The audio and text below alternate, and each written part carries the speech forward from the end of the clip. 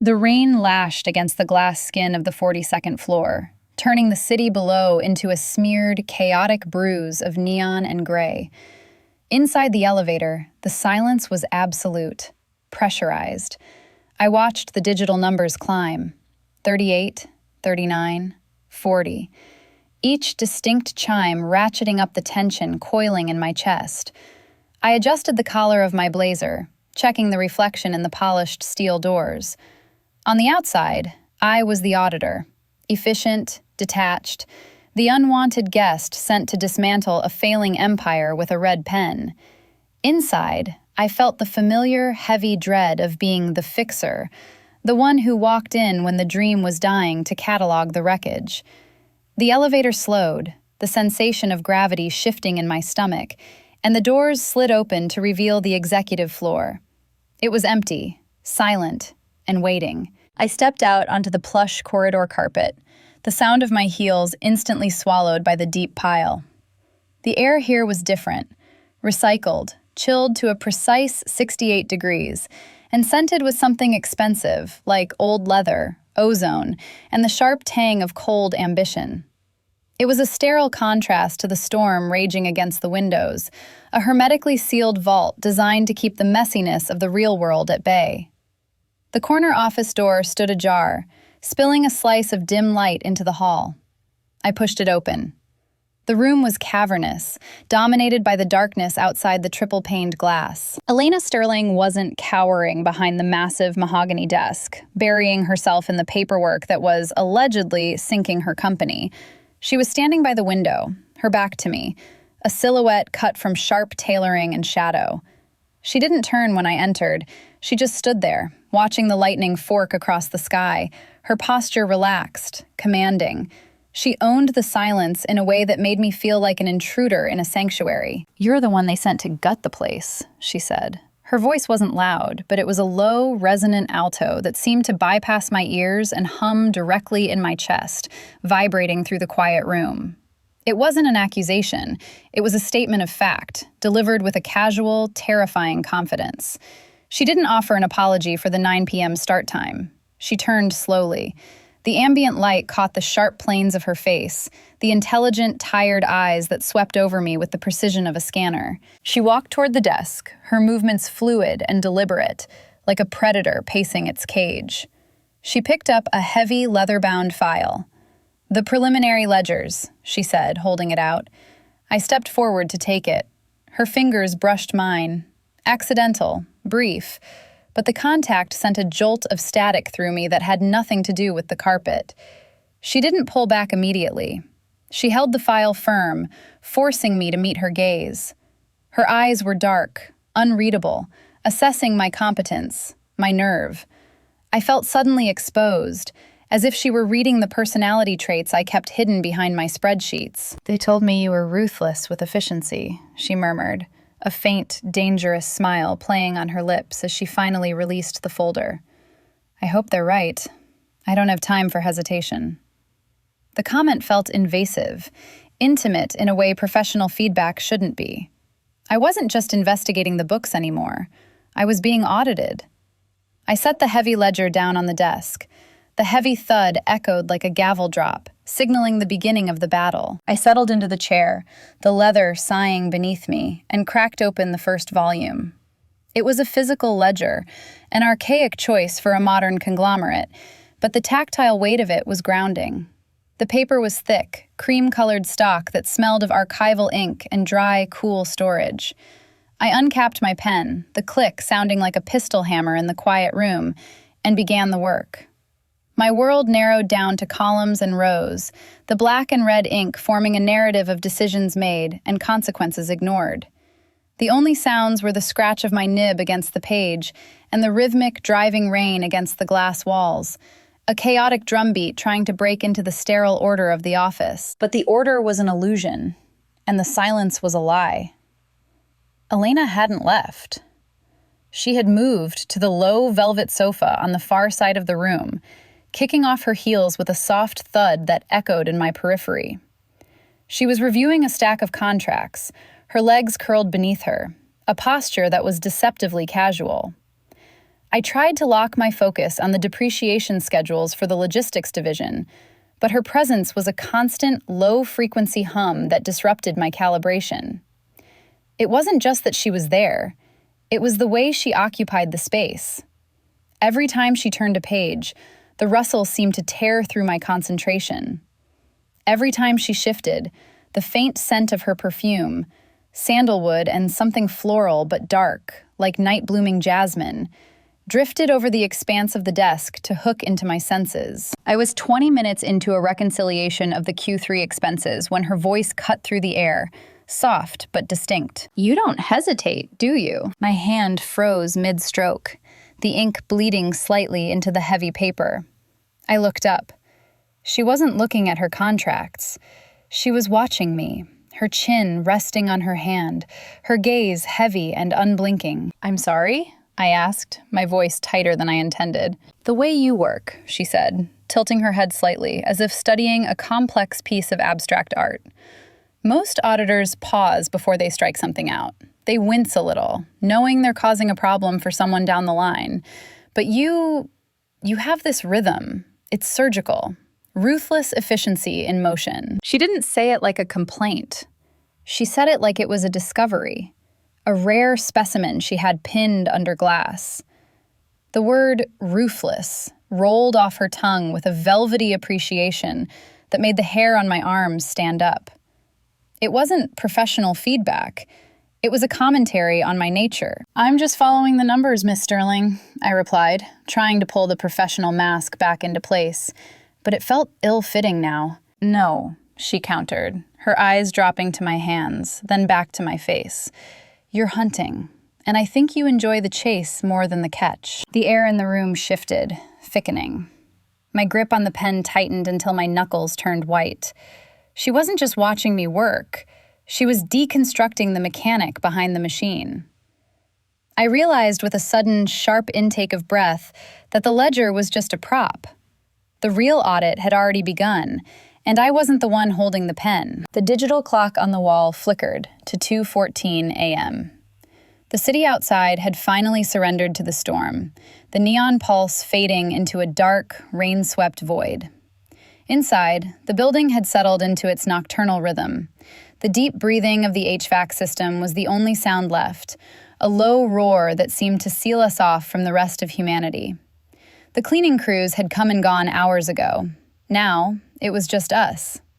The isolation felt absolute, like we were the last two people left on a drifting spaceship, untethered from the world below. The air in the room had shifted, thickening in a way that was palpable. The sterile chill of the corporate day was gone, replaced by a heavier, warmer atmosphere that pressed against my skin.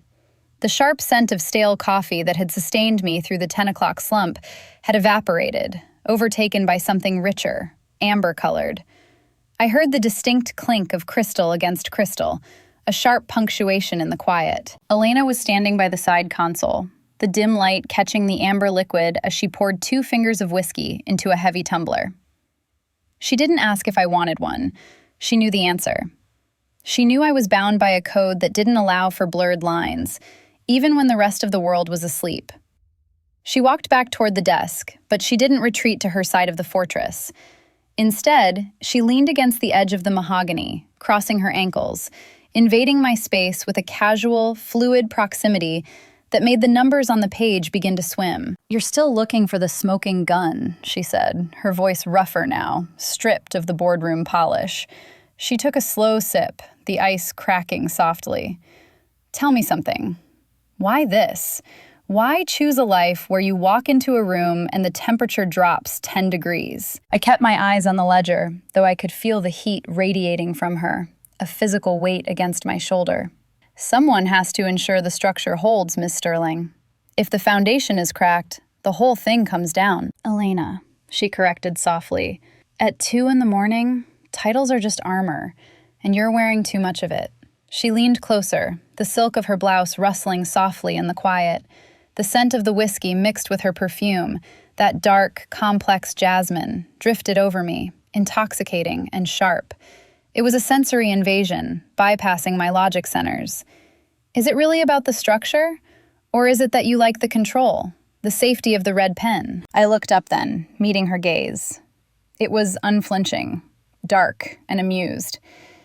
"It's about balance," I said, my voice sounding defensive, thin in the quiet room. "Debits and credits, order, cause and effect." She laughed, a low sound that vibrated in my chest. "Balance. You say it like a prayer. You know, usually, people who are this obsessed with order, they're running from a hell of a lot of chaos. They're trying to pave over a fault line." She set the glass down on the desk, close to the documents, the condensation leaving a ring on the wood. "I bet your life is immaculate. Everything in its place, no surprises, no mess." "It is," I said, but the words felt hollow, brittle. "And I bet," she continued, her voice dropping to a murmur that felt like a touch, "that you're terrified of what would happen if you let one thing slide. Just one. You're trying to balance the books on your own desire, but the math doesn't work." The silence that followed was deafening. She wasn't looking at the audit anymore. She was dissecting me with the same surgical precision I used on her accounts, peeling back the layers to find the chaotic thing I kept locked in the dark basement. The realization hit me hard. She wasn't the one under investigation here. I was. Time didn't just pass in the glass tower. It compressed, dense and heavy. Over the next 3 nights, the boundaries of the 42nd floor hardened into a shell, sealing us inside a reality that operated on its own breathless logic. The city below became an abstract painting, a smear of irrelevant light. The only thing that was real was the pool of amber lamplight on the mahogany desk, the scratching rhythm of my pen, and the constant gravitational pull of Elena.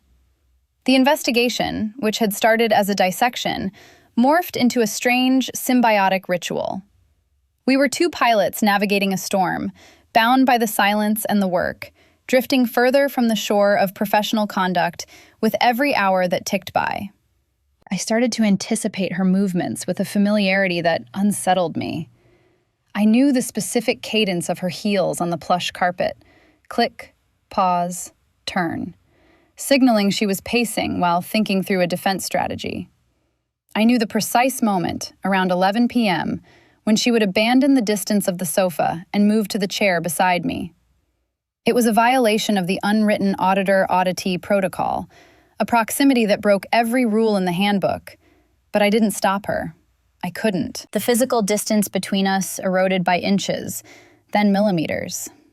We were reviewing a complex tax shelter structure on the 3rd night when the air in the room shifted from professional to charged. She leaned over my shoulder to trace a line on the spreadsheet, her finger hovering over a column of disputed assets. She wasn't touching me, not technically, but the heat radiating from her body was a tangible force, pressing against my side like a physical weight. The sleeve of her silk blouse grazed the wool of my blazer, a whisper of friction that sounded like a shout in the quiet room. My breath hitched, a tiny, traitorous sound that I knew she heard. She didn't pull back. Instead, her hand lingered near my neck, suspended in the charged air. "You're vibrating with it," she murmured, her voice right at my ear, dropping an octave into that rougher, private register that bypassed my defenses. "The tension. It's knotted right here at the base of your neck." She didn't touch the skin, but the ghost of the gesture was there, a phantom pressure. "You spend so much energy holding yourself together, don't you? It seems like such a waste of resources. Assets like that should be liquid, flowing, not frozen solid." The metaphor was corporate, but the intent was purely physical. It was a challenge wrapped in jargon. I should have pulled away. I should have cited a regulation about personal space. Instead, I stayed frozen, terrified that if I moved, I would lean into her. The erosion of boundaries wasn't just physical, it was domestic. We stopped ordering separate meals to be delivered by nervous interns. By the 4th night, the scene had shifted entirely. We were sharing cartons of spicy basil chicken, sitting on the floor with the blueprints of her empire spread out like a picnic blanket between us. The sterile, cold office began to feel lived in, scented with Thai basil and the dark roast coffee she brewed herself. We were creating a microclimate, a pocket universe where the only two people in existence were the woman trying to save her legacy and the woman sent to destroy it. "Pass the soy sauce," she'd say, and the brush of our fingers during the transfer would linger for 3 seconds too long. The exchange of a napkin felt like a secret pact. It was dangerous. The comfort was a narcotic, dulling the sharp edge of my objectivity. I was supposed to be looking for errors, for the cracks in the facade. But every time I looked up and caught her watching me over the rim of a coffee cup, her gaze dark, amused, and terrifyingly knowing, I realized I wasn't finding flaws. I was finding reasons to stay in the room. The red pen felt heavy in my hand, not like a weapon anymore, but like a barrier I was rapidly losing the will to maintain. The numbers were still black and white, but the woman sitting across from me was bleeding into the gray areas, staining the ledger with a complexity I hadn't accounted for. It happened at 3:14 a.m., the witching hour for the weary. The city outside was a black void, the rain having slowed to a steady, rhythmic weeping against the glass skin of the tower. Elena had finally drifted off on the velvet sofa, her head resting on her arm, the sharp, predatory lines of her face softened by the dim amber light. The sight was disarming, a dangerous glimpse of the woman beneath the corporate titan. I turned back to the mahogany desk, forcing my burning eyes to focus on the solvency transfers from the previous fiscal year. I was hunting for the leak, the financial hemorrhage that justified the board's panic and my intrusion. I found it on line 42. But the flow was going the wrong way. I blinked, rubbing eyes that felt like they were filled with grit. I ran the calculation again, tracing the wire transfer path with the tip of my pen. Then a third time. The logic was irrefutable, but the conclusion defied every briefing I had been given. The narrative was simple. Elena Sterling was a captain looting her own ship before it sank, but the numbers told a different story.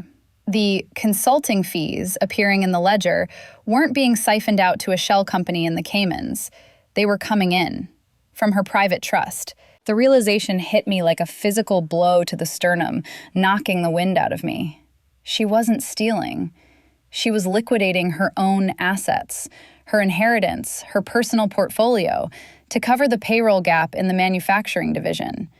She had silently injected millions to save 3,000 jobs during the supply chain crisis, and she had disguised it as a clerical anomaly so the board wouldn't know just how close to the edge the company really was. The image of the greedy executive I had worn like armor, the cynical shield that allowed me to remain detached, shattered. It disintegrated. I looked over at her sleeping form. She wasn't a villain. She was Atlas, holding up the sky with trembling arms, too proud to ask for help and too loyal to let it fall. The paper in my hand suddenly felt heavy, radioactive. It was evidence, yes, but not of a crime. It was evidence of a heart so vast and recklessly protective that it terrified me. The room felt suddenly too small, the air thick with the weight of this secret. I looked at the red pen in my hand. I had a professional obligation to circle this. Unorthodox accounting practices. Commingling of funds. It was a breach of protocol. But if I circled it, I wasn't exposing fraud. I was exposing her vulnerability. I was peeling back the steel plating to reveal the soft, beating thing she kept hidden from the world. I couldn't sit there anymore. The chair felt like a trap, the desk like a barrier I needed to cross. I stood up, the leather creaking loudly in the stillness. The sound was a gunshot in a library. On the sofa, Elena stirred. Her arm dropped from her face and those dark, intelligent eyes snapped open. There was no grogginess, no moment of confusion. She was instantly awake, instantly guarded. She saw me standing there, the incriminating ledger clutched to my chest like a shield, my breathing shallow and fast. She saw the look on my face. She knew. "You found it," she said. It wasn't a question. Her voice was rough with sleep, stripping away the last layer of executive polish, leaving something raw and exposed in its wake. I didn't speak. I couldn't. The professional distance I had fought so hard to maintain was gone, dissolved by the truth written in black ink. The audit was over. The confrontation was just beginning. I walked around the desk, the physical movement feeling momentous, a crossing of the Rubicon that changed the very air between us forever. I didn't throw the book at her. I didn't wave the page in the air like a triumphant flag of conquest. Instead, I placed the heavy ledger gently on the low coffee table between us, open to page 42.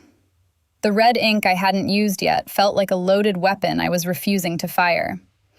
The silence in the room was thick, pressurized by the hum of the air conditioning and the sudden, violent recalibration of my entire worldview. "You're injecting personal capital into the payroll accounts," I said.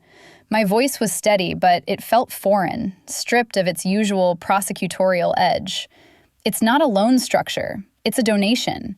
You're bleeding yourself dry to keep the heart of this place beating." She didn't flinch. She didn't even look at the ledger.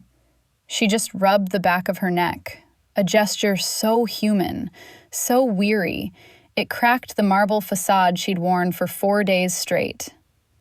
"The market is volatile," she said, staring at the rain-streaked glass where the city lights were blurring into streaks of color. 3,000 families depend on those checks. If I filed for the bridge loan, the board would have triggered the layoffs. I bought time. Expensive time, but time. The confession hung in the air, heavy and damp. I had expected a fight. I had prepared for the charming deflection, the legal maneuvering, the cold corporate logic that justified greed. I wasn't prepared for this raw, terrifying altruism. She wasn't the villain I came to destroy. She was the captain lashing herself to the mast of a sinking ship, refusing to let the water take the crew. I watched the tension leave her shoulders, not in a wave of relief, but in a slump of profound exhaustion. The sharp tailoring of her suit suddenly looked like a costume, heavy and constricting. For the first time, I saw the toll the crown took. The skyscraper around us, usually so solid, felt like it was swaying in the storm, a fragile needle of glass held together by sheer will. Her will. "You know what this looks like on paper," I said, the words tasting like ash in my mouth. "Commingling funds, irregularities. It's grounds for removal, Elena. Even if your intentions were saintly, the methodology it's chaotic." She turned then, her eyes locking onto mine. The darkness in them wasn't anger. It was a deep, resonant challenge. "Chaos keeps us alive," she murmured. "Order is just a polite way of describing stagnation. I did what I had to do. The audit is just a post-mortem on my survival instinct." The power dynamic in the room flipped, violent and absolute. I held the evidence that could end her career. I had the smoking gun. But holding it didn't feel like victory. It felt like a betrayal of something far more fundamental than accounting principles. I was the one standing, looking down at her, but she was the one who loomed larger. She had risked everything for people she barely knew. I had spent my life minimizing risk for people I didn't care about. The silence stretched tight, a wire pulled to the breaking point. The professional victory I came for, the clean kill, the balanced sheet, suddenly seemed small, petty. I looked at the ledger, then back at her. She stood up slowly, unfolding her limbs with a deliberate grace that made my breath hitch. She didn't retreat to the safety of the desk. She moved away from the window, stepping into the center of the room, closing the physical gap between us until the warm scent of her, that dark jasmine and fatigue, filled my lungs. The storm outside was nothing compared to the sudden, localized, low-pressure system standing 3 feet away. The distance between us had vanished, consumed by the sudden, terrifying gravity of the truth I'd just uncovered. Elena didn't retreat. She stood her ground in the center of the room, the dim amber light from the desk lamp catching the stray lock of hair that had escaped her perfect coiffure. It was a small imperfection, a crack in the porcelain, and it made my chest ache with a sudden, sharp familiarity. We were no longer the auditor and the executive, playing our assigned roles on the corporate chessboard. We were just 2 women standing in a glass cage at 3 a.m, surrounded by the wreckage of expectations. "Do you know what it's like?" she asked, her voice dropping an octave. It wasn't the polished, resonant tone she used to command boardrooms. It was rougher, grounded, stripped of the performative layer she wore like armor. It sounded like gravel shifting under a tide. To be the only thing standing between 3,000 people and the dark? They look at me and see a checkbook. They see a title. They see the sterling legacy. She took a step closer, and the air in the room seemed to compress, charged with a static that prickled against my skin. They don't see the person who hasn't slept a full night in 6 months because she's too busy doing the math on how to save them. I swallowed hard, my throat dry. The scent of her was overwhelming now, that complex mix of expensive sandalwood, the sharp tang of the whiskey she'd nursed, and the underlying warm note of human heat. It was a sensory invasion that bypassed my logic centers and went straight to the primitive part of my brain that recognized danger and desire as the same frequency. "I see the math, Elena," I whispered, the use of her first name slipping out without permission. It felt illicit, a verbal caress in the quiet room. "I see what you sacrificed. It's irrational. From a business standpoint, it's suicide." "I didn't do it for the business," she murmured, her gaze locking onto mine, unflinching and dark. "I did it because I refuse to be the one who turns the lights out. I refuse to be the failure they all expect me to be." She looked down at her hands, ringless and strong, then back at me. The vulnerability in her expression was raw, a fresh wound she was allowing me to inspect. It's lonely, being the structure everyone leans on. You forget that structures can break. You forget that sometimes the foundation needs shoring up too. Her words hung in the air, heavy and undeniable. I felt a sudden, vertigo-inducing shift in my own internal landscape. I had come here to find errors, to categorize mistakes, to place her in a box labeled liability. Instead, I found a mirror. I saw the same drive that kept me awake at night, the same terrifying need to control the chaos, the same isolation born of competence. She wasn't just a subject to be audited. She was a counterpart I hadn't known I was missing. "You're not a failure," I said, the words rushing out before I could vet them for professional neutrality. "You're the only thing holding this place together." "Am I?" She tilted her head, her eyes searching my face with an intensity that felt like a physical touch. She moved again, closing the last few inches of space between us. I could feel the warmth radiating from her body, a fever heat that defied the chill of the air conditioning. The skyscraper around us felt immaterial, a ghost of glass and steel.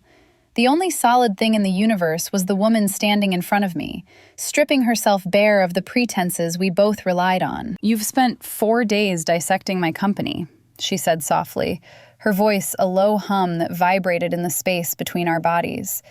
"You've looked at every transaction, every receipt, every hidden corner of this empire. You know more about my life than people I've known for a decade." "That's my job," I managed to say, though my voice lacked any conviction. My heart was hammering against my ribs, a frantic rhythm that had nothing to do with fear and everything to do with the way her gaze dropped to my lips, then back up to my eyes. "Is it just a job?" she challenged, the question hanging in the air like smoke. "Because the way you look at me, the way you track my movements when you think I'm not watching, that's not accounting. That's not protocol." She was right. The audit had become a metaphor for something else entirely. A desperate, meticulous search for connection in a world of cold, hard assets. I had been looking for a discrepancy in the books, but I had found a discrepancy in myself. The undeniable fact that I didn't want to leave. I started, but the denial died in my throat. Elena reached out then. Her hand hovered in the air between us, trembling slightly. Not from weakness, but from the sheer restraint it took not to close the distance. It was a question. A silent invitation that carried more weight than any contract I had ever reviewed. The tension coiled tight, a physical pressure that demanded release. She wasn't asking for professional validation anymore. She was asking to be seen, truly seen, not as the executive, but as the woman beneath the title. Her hand didn't retreat. It stayed there, suspended in the charged magnetic field between us, palm open, an offering. a surrender of the control she held so tightly. "You have the power to dismantle everything," she said, her voice a whisper that filled the cavernous room. "You can write the report that ends my tenure. You can destroy me on paper right now." She took a breath, ragged and sharp. "But before you close that file," she continued, her eyes searching mine, dark and dilated, "before you decide what I'm worth based on a column of figures, I want you to look closer. You're so good at finding the hidden assets." She stepped in, eliminating the last inch of safe harbor. Her scent, whiskey and night-blooming jasmine, flooded my senses, drowning out the rational voice screaming about protocol. "Audit me first," she breathed. The words hung there, absolute. Audit me first. It wasn't a request for a review. It was a recontextualization of my existence. She was asking me to apply my obsessive focus to her, to the pulse beating in her throat, to the heat radiating from her skin, to the chaotic mess of her desire. She was challenging me to verify the asset standing right in front of me. My heart hammered against my ribs, a frantic rhythm no spreadsheet could track. The professional "no" died in my throat, choked out by a loud, undeniable "yes." This was the power play reversal I hadn't seen coming. She knew I held the cards to destroy her career, but she countered with the one thing I couldn't defend against: vulnerability. It was a risky gamble, a terrifying all-in bet. She was betting that I was just as trapped in this gravity as she was. The lamplight caught the amber flecks in her eyes, illuminating the challenge. It was an unflinching gaze that demanded an answer. She wasn't asking for mercy. She was asking for engagement. She was daring me to cross the line. "Elena," I whispered, the name heavy on my tongue. "Don't tell me you don't feel it," she murmured, her hand finally closing the gap to brush her knuckles against mine. The touch was electric, a jolt of voltage that settled deep in my stomach. The way the air changes when we're in the room, the way you track my breathing. You're not just counting losses. You're calculating the risk of this. I looked at the ledger, the open page, the incriminating numbers. It represented the safety of the known world. Then I looked at her, the woman who bled for her people. "The risk is high," I said, my voice trembling. "High risk," she countered, her fingers threading through mine, anchoring me. "High yield." I made my choice. It wasn't logic. It was the blood rushing in my ears. I reached out, bypassing the pen, and placed my palm flat against the heavy leather cover. With a slow, deliberate movement, I pushed it closed. The thud was final, echoing like a thunderclap in the quiet office. It was the sound of a seal breaking, of a world ending and another beginning. "The audit is suspended," I said, the words barely audible. "Good," she whispered, and the distance vanished. The silence that followed the closing of the ledger wasn't empty. It was heavy, pregnant with the sudden cessation of hostility. Elena didn't rush. That was the thing about her. She understood the power of pacing, of letting the anticipation do the work. She moved into my personal space with the inevitability of a tide coming in. Her hand moved from my own to cup my jaw, her thumb tracing the line of tension I'd been carrying since I walked into this building 4 days ago. The skin of her palm was warm, grounding, a stark contrast to the sterile chill of the room. But the gold signet ring she wore was cool against my cheek, a sensory contradiction that made me shiver. I leaned into the touch. It was an involuntary surrender, a physical admission that I was done fighting the gravity of this room. The air between us, previously thick with the static of unsaid things and the sharp scent of ozone, suddenly felt breathable for the first time. When she kissed me, it wasn't the collision of two desperate people trying to escape the night. It was a negotiation, a slow, deliberate merger of intent. Her lips were soft, tasting faintly of the oaky whiskey and the lingering bitterness of coffee, but the pressure behind them was firm, demanding an answer I was finally ready to give. My hands found purchase at her waist, the silk of her blouse slipping cool and smooth under my fingers. It was a texture I'd cataloged visually for days, noted as an expense, a luxury item on a balance sheet. But feeling the heat of her skin beneath the fabric recontextualized it entirely. It wasn't an asset anymore. It was a reality.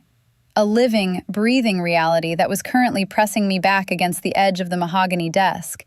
The wood dug slightly into my lower back, a solid anchor point in a world that had suddenly gone fluid. "Finally," she whispered against my mouth, the word vibrating through my chest like a low-frequency hum. It wasn't a question.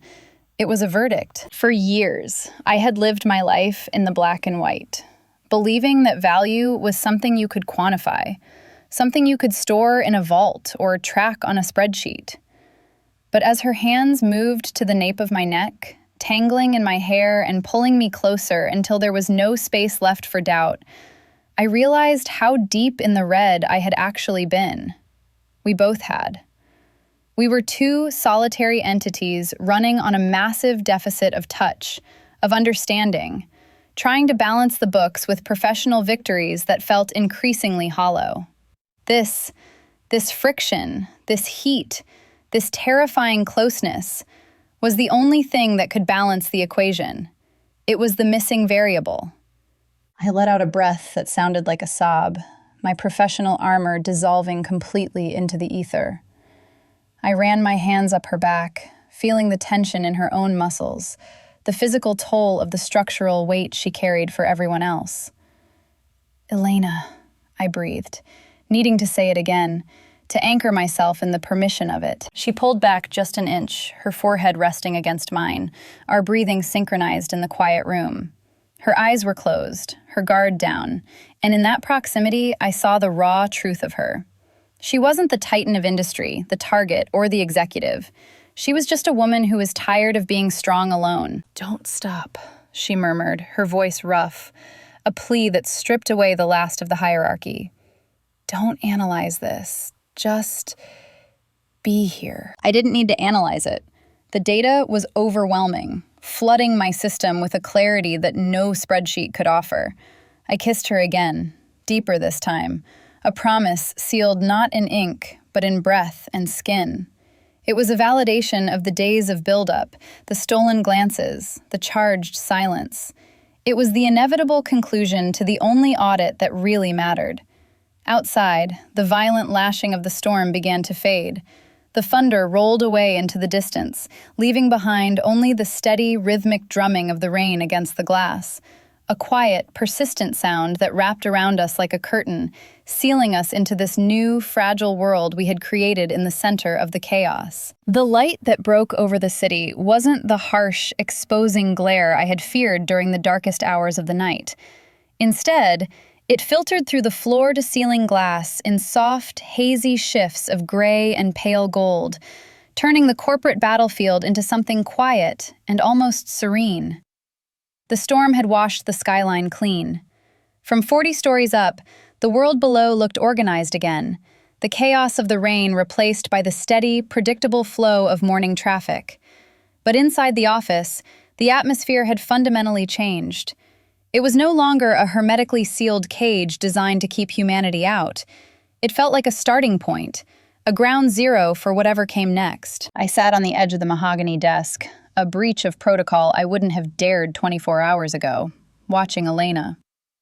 She was standing by the small kitchenette console, brewing a fresh pot of coffee. The stale, recycled air of the building was gone, replaced by the rich, grounding aroma of dark roast. She had discarded her blazer, and her silk blouse was unbuttoned at the collar, sleeves rolled up to reveal forearms that were capable and strong. When she turned to hand me a mug, the movement was easy, stripped of the performative power dynamics that had defined our first meeting. "So," she said, her voice still carrying the rough, warm edge of sleep. She leaned against the console, cradling her own mug, her eyes clear and waiting. "What's the verdict? Do I pack a box, or do I still have a company to run?" I took a sip of the coffee. It was perfect. Strong, hot, and necessary. I looked at the ledger still sitting on the coffee table, then back at her. The answer had come to me somewhere in the quiet drift between sleep and waking, a solution that honored the math without destroying the architect. "You're not packing anything," I said. The injection of funds, the commingling that looked like chaos on page 42, it's not a donation, and it's not a theft. She raised an eyebrow, a flicker of her old challenge returning. It isn't? No, I replied, setting the mug down and standing up. I walked over to the ledger, picking it up not as a weapon, but as a tool. It's a zero-interest bridge loan from a private equity partner. You. We just need to draft the retroactive loan agreement to formalize the liability. It balances the books, it protects your personal assets, and most importantly, it clears the ethical violation.